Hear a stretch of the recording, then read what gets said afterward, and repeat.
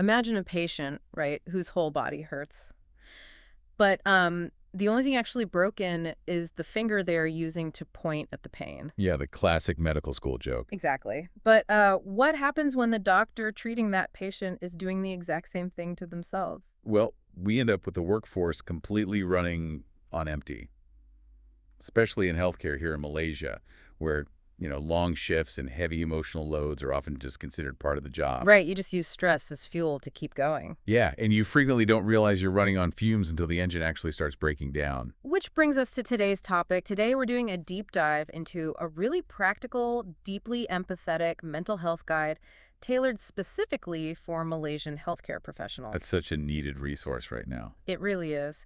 We are unpacking psychiatrist Dr. Fang Shenkar's book, Jom, Mindful Gym Now, and our mission today is to look at his framework for catching burnout before it starts. Right, helping you identify your own signs of strain. Yes, which he organizes into the 4 S's of stress. And the foundation of his approach is just deeply validating.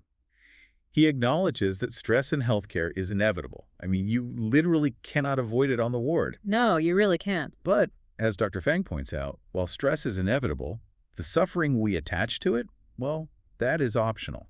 I love that. So to reduce that suffering, we first have to measure the strain. Dr. Fang introduces the concept of tracking your stress level, which is our first S. And he uses this idea of a stressmometer, right? Exactly, a stressmometer. Think green, yellow, and red zones.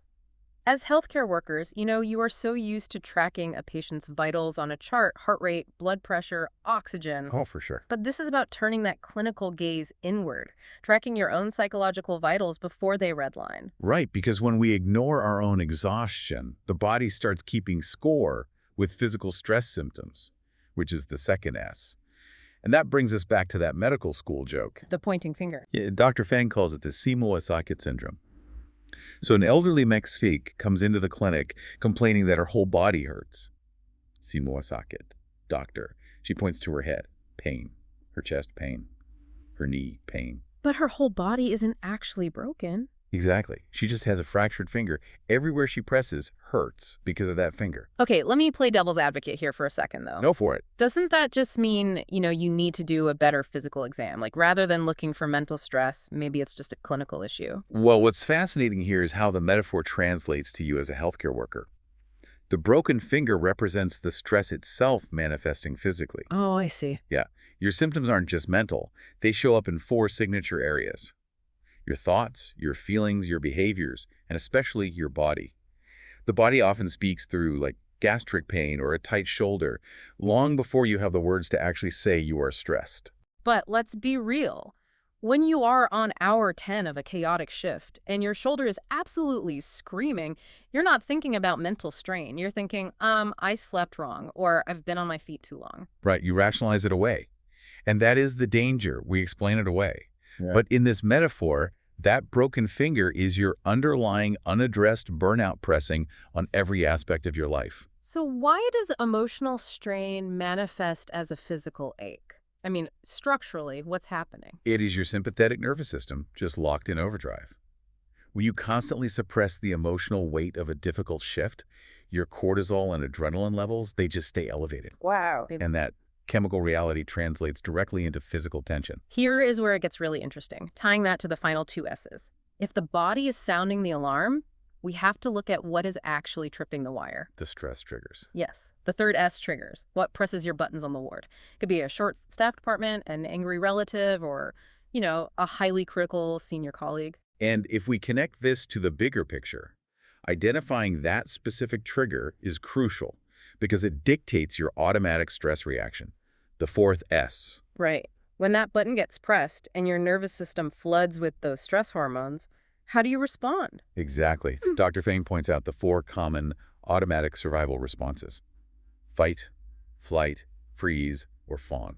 So snapping back at a colleague, that would be the fight response. Definitely. And I suppose flight is hiding in the pantry or avoiding a difficult patient room. Precisely. Freeze is when you go completely numb and actually struggle to make a clinical decision. Which is terrifying in a hospital setting. It really is.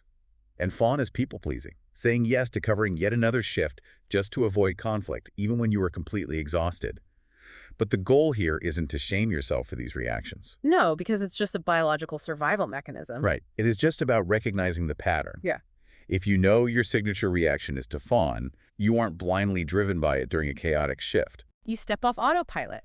You can actually pause, take a breath, and choose a wiser response. Exactly. So what does this all mean for you, the listener? There are 3 main messages to take away. Number 1, monitor your stress level early. Treat those psychological vitals with care. Number 2, know your signature stress symptoms and triggers.